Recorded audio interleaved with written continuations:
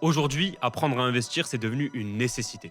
Pourquoi? Parce que le monde a changé. À l'époque de nos parents ou de nos grands-parents, le schéma était le suivant. Tu devais travailler, gagner un salaire, tu mettais de l'argent de côté, tu achetais un bien, et progressivement, le temps faisait que ton patrimoine se développait. Et dans beaucoup de cas, ça a très très bien fonctionné. Mais aujourd'hui, la réalité est complètement différente.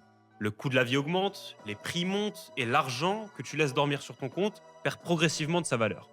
Ce phénomène, t'en as sûrement entendu parler, c'est l'inflation. Concrètement, l'inflation, c'est la hausse générale des prix. De la baguette, de ton téléphone, de ta voiture, de ton loyer, tout augmente. En France, cette hausse tourne en moyenne autour de 2% par an.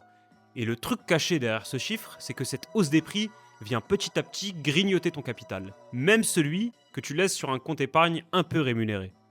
Par exemple, si tu laisses 10 000 euros sur un compte courant, tu verras toujours 10 000 euros l'année suivante, mais à cause de l'inflation, ces 10 000 euros ne valent plus vraiment 10 000 euros en pouvoir d'achat réel. Ils en valent 9 800. Et au bout de 10 ans, ils en vendront environ 8 200 euros, soit presque 2 000 euros évaporés juste parce que tu as laissé ton argent en banque. Et le pire dans tout ça, c'est que pendant tout ce temps, la banque utilisait cet argent pour gagner des intérêts dessus.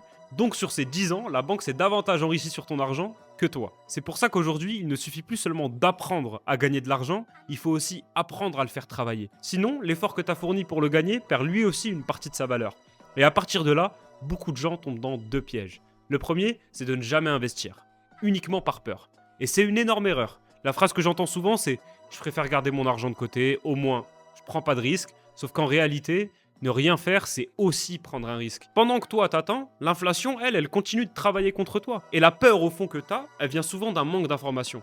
Aristote disait que la peur est une douleur causée par l'anticipation du mal. Autrement dit, on a peur de ce qu'on ne comprend pas encore et pas de ce qui est réellement dangereux.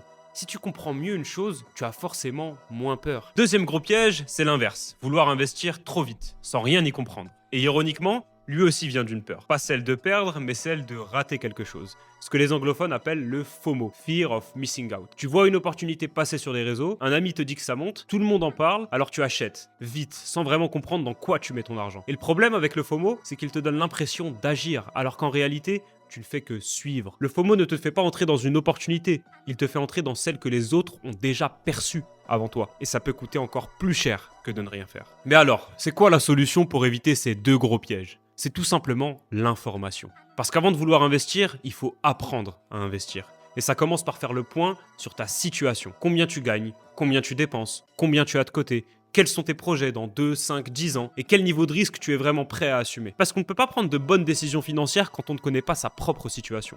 Ensuite, avant même de chercher où investir, il y a quelque chose d'indispensable à faire, c'est construire son épargne de sécurité. En général, on parle de 3 à 6 mois de dépenses mis de côté, voire plus selon ta situation. Pourquoi? Parce que si tu n'as aucun filet de sécurité, tu pourras difficilement faire face aux imprévus de la vie. Cette épargne, c'est ta tranquillité d'esprit avant d'être un placement. Une fois cette base posée, là, tu peux vraiment entrer dans l'apprentissage. Tu peux aller chercher de l'information, comprendre les différentes manières d'investir, les risques, les erreurs à éviter, les bons réflexes à avoir. Et ouais, je sais, ça prend du temps de se renseigner, c'est difficile de tout comprendre tout seul, mais c'est aussi pour ça qu'on a créé notre communauté sur Skool, un groupe qui rassemble des futurs investisseurs comme toi, des gens qui veulent mieux comprendre, accéder à des ressources claires, participer à des lives, poser leurs questions, développer un réseau et progresser étape par étape, sans pression, sans honte, sans devoir tout déchiffrer seul. Le lien est en description, si tu es prêt à prendre ce sujet au sérieux, c'est là que ça commence. Et n'oublie jamais, le meilleur investissement que tu peux faire, c'est d'investir en toi-même.